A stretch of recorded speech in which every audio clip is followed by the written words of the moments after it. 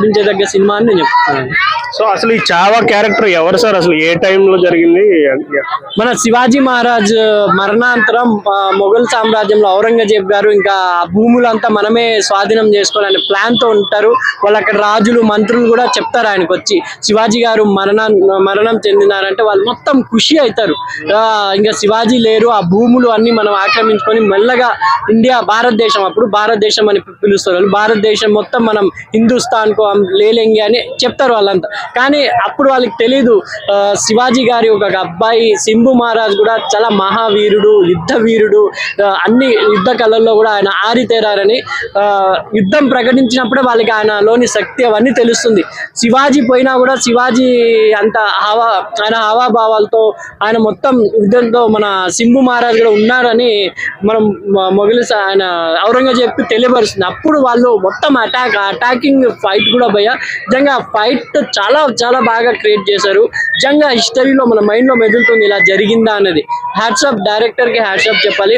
ఇలాంటి మూవీస్ ఎన్నో రావడానికి బీజం పడింది చావా మూవీ. చూడాలి ఇంకా ఫ్యూచర్ లో ఎన్ని హిస్టారికల్ మూవీలు వస్తాయో, నిజమైన చరిత్ర ఎన్నో బయటపడతాయో. దీని సినిమా గురించి కూడా చాలా మంది చరిత్ర కొంచెమే చూపించారు, కొంచెం వాస్తవాలే కొంచెమే చూపించారు, ఇంకా చాలా చూపించాల్సి వచ్చింది అని చెప్పడం కూడా జరిగింది. కాబట్టి చూడాలి ఎంత వరకు నిజమా. తెలుగులో రాలేదని ఏమన్నా ఫీల్ అవుతున్నారా? అదే ఇప్పుడు తెలుగులో రాలేదు కాబట్టి, కానీ ఆల్రెడీ చాలా మంది ఈ క్రేజ్ కి హిందీలో ఉన్నా కూడా సరే చూసేస్తున్నారు. కానీ ఒకవేళ తెలుగులో డబ్ చేస్తారు అంటే రామ్ చరణ్ గారు లాంటి పెద్ద హీరోలతో అయితే బాగుంటుంది. జస్ట్ శంభు మహారాజ్ గారు, రామ్ చరణ్ గారు కూడా సెట్ అవుతారని నా అభిప్రాయం భయ్య. ఇప్పుడు ఆల్రెడీ శివాజీ గారి గెటప్ వేసేసారు రామ్ చరణ్ గారికి, జస్ట్ ఇది కూడా అట్టే ఉంటుంది కాబట్టి గెటప్ చేంజ్ సేమ్ ఉంటుంది శివాజీ అండ్ శంభు మహారాజ్ కాబట్టి రామ్ చరణ్ గారితో చేస్తే ఇంకా బెనిఫిట్ ఉంటుందని నా అభిప్రాయం. Okay bye, thank you. అండి ఎట్లా ఉంది సార్ మన చావా? నిజంగా మొత్తం హిస్టారికల్ మూవీ. అంటే ఈ మధ్య కాలంలో చాలా సినిమాలు అసలు ఎలా తీయాలని నేర్పించిందండి. నిజంగా హిస్టరీలో చాలా రహస్యాలు దాగి ఉన్నాయి. అవన్నీ డైరెక్టర్ కి తెలుసో తెలియదు కానీ ఉన్నంతకు స్క్రీన్ ప్రెజెన్స్ గా బాగా చూపించారు.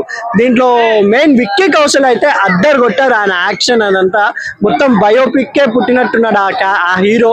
నిజంగా వరుసగా అన్ని బయోపిక్లు తీస్తున్నారు ఆయన. మొన్న ఒక ఫస్ట్ జస్ట్ కరాటే నేర్పించిన ఆయనది నేర్పించారు. గురి కూడా జస్ట్ మోడీ గారు చేయించిన ఆపరేషన్. ఇవన్నీ ఆయన రియల్ ఓరియంటెడ్ క్యారెక్టర్లకి అంతా అటాచ్ అవుతున్నారు కాబట్టి విక్కీ కౌశల్ కూడా బెస్ట్ యాక్టింగ్ అని. లాస్ట్ లో అయితే ఏమన్నా యాక్టింగ్ చేస్తారా, మొత్తం బ్లడ్ తో మొత్తం మొగులు అంతా కలిపి ఆయన్ని పట్టుకొని లాగొస్తే మొత్తం కత్తులతో గీత కొట్టేస్తారు. దాని తర్వాత మెడకాయ కోసేస్తారు. ఇవన్నీ సీన్స్ కి అయితే ఎమోషనల్ గా బయట ఫస్ట్ టైం చాలా రోజుల తర్వాత అనుకుంటా ప్రేక్షకులు సినిమా చూసి బయటకు వచ్చి చాలా ఎమోషనల్ గా అందరూ రివ్యూ చెప్పమంటే ఏడుస్తా చెప్తున్నారు. అంత కనెక్ట్ అయింది మూవీ కాబట్టి ఈరోజు బాలీవుడ్ కి కూడా చాలా రోజుల తర్వాత ఈ సినిమాని 100 కోట్ల పైన గ్రాస్ వచ్చిందని చెప్తున్నారు. 350 అదే చాలా రోజుల తర్వాత బాలీవుడ్ లో వరుసగా ఫెయిల్యూర్స్ వచ్చినాయి. ఎందుకంటే ఎక్కువ తెలుగు సినిమాలే, తమిళ సినిమాలే ఆడటం జరిగింది. పుష్ప 2 కానీ, RRR కానీ ఇవన్నీ.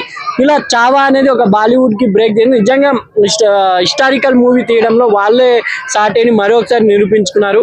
ఒకవేళ నా అభిప్రాయం ఈ సినిమా చూసినప్పుడల్లా తెలుగులో ఎందుకో మిస్ అయ్యారు మేకర్స్. తెలుగు డబ్బింగ్ చేసింటే ఇంకా కలెక్షన్ వచ్చేది అనుకుంటున్నాం.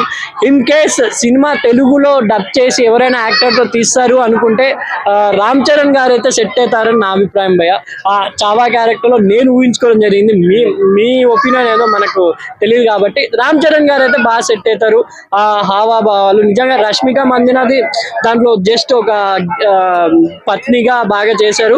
మొత్తం సినిమా మొత్తం ఇక్కడ యాక్టర్స్ పరంగా మాట్లాడుకోవాలంటే ఔరంగజేబ్ గా అక్షయ్ ఖన్నా కూడా చాలా బాగా చేశారు. అక్షయ్ ఖన్నా అంటే కామెడీ మూవీస్, కొన్ని వెరైటీ మూవీస్, ఈ మధ్య విలన్ గా కూడా వెబ్ సిరీస్ లో చేశారు. ఫుల్ ఫిజుల్ గా విలన్ గా ఆయన ఈ సినిమాలో కనబడడం జరిగింది.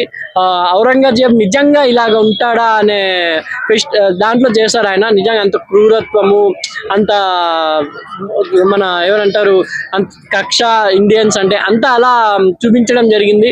మొఘలు సామ్రాజ్యంలో ఔరంగజేబ్ది ఎంతో చరిత్ర. అలాంటి ఔరంగజేబ్ హావాభావాలు నిజంగా ఇలా ఉంటాయా అనే విధంగా అక్షయ్ ఖన్నా కూడా నిజంగా ఇక్కడ క్యారెక్టర్స్ పరంగా 3 ఉన్నారు భయ్య. మన శంభూజీ మహారాజ్ దగ్గర ఒక సైనికుడుగా ఉంటారు వాళ్ళు కానీ, ఈ అక్షయ్ ఖన్నా గారు కానీ, మన మొత్తం ఇంకా సినిమా మొత్తం నడిపించింది విక్కీ కౌశల్ యాక్టింగ్ అయితే చాలా మంది ఫిదా అయ్యారు. ఇక్కడ తెలుగు రాని వాళ్ళు కూడా హిందీలో ఐమాక్స్ లో ఐనాక్స్ ఇలా హిందీలో కూడా చూసి ఇప్పుడు ప్రతి థియేటర్ లో హిందీ మూవీస్ ఇలా ఎంత బాగా ఆడడం చాలా రోజుల తర్వాత అప్పుడెప్పుడో సల్మాన్ ఖాన్ గారిది ఆరేది. విక్కీ కౌశల్ కూడా ఒక మంచి భవిష్యత్తు తెలుగులో కూడా చాలా క్రేజ్ సంపాదించుకున్నారని అభిప్రాయం భయ్య. తెలుగులో రాలేదని చిన్న పిల్లలు అయితే అసలు ఆ ఛాతీ దగ్గర చేయి పెట్టుకొని చెప్తున్నారు ఆ ఒకరొకరు ఆ పద్యము. నిజంగా అయితే మన పిల్లలకి ఇట్లాంటి సినిమాలే చూపించాలి. ఎందుకంటే కులం మతం అన్ని పక్కన పెడితే హిస్టరీలో వాళ్ళందరూ కష్టపడే కదా ఈ రోజు మనం ఇంత స్వేచ్ఛగా జీవిస్తున్నాం. ఇప్పుడు ఈవెన్ ఆర్మీ పీపుల్స్ కూడా వాళ్ళంతా అప్పుడు మొఘలులతో కానీ బ్రిటిష్ వాళ్ళతో కానీ ఆ టైంలో రాజులు అన్ని కొట్లాడే కదా ఈ రోజు మనం ఇంత ఫ్రీడమ్ గా బతుకుతున్నామని. నిజంగా అటువంటి చరిత్రకాలు ఇంకా చాలా మంది ఉన్నారు. ఈ సినిమా ఒక బూస్ట్ ఇచ్చింది అనుకుంటా. ఇంకా నెక్స్ట్ మన తెలుగులో కూడా చాలా మంది హిస్టారికల్ హీరోస్ ఉన్నారు. వాళ్ళ జీవితాలని కూడా తెలుగులో పెద్ద పెద్ద ప్రభాస్ గారితో కానీ రామ్ చరణ్ కానీ ఇలా తీస్తే ఇంకా బాగుంటుంది. ఆల్రెడీ సైరా నరసింహారెడ్డి తీశారు, అప్పట్లో మనోళ్ళకి నచ్చలేదు, కానీ సినిమా కూడా అది కూడా బాగుంటుంది. చిరంజీవి గారి యాక్టర్ కి యాక్సెప్ట్ చెప్పాలని నిజంగా చాలా ప్రతి ఇండియన్ వాళ్ళ పిల్లలకు కూడా చూపించేదగ్గ సినిమా అని నేను చెప్తున్నాను.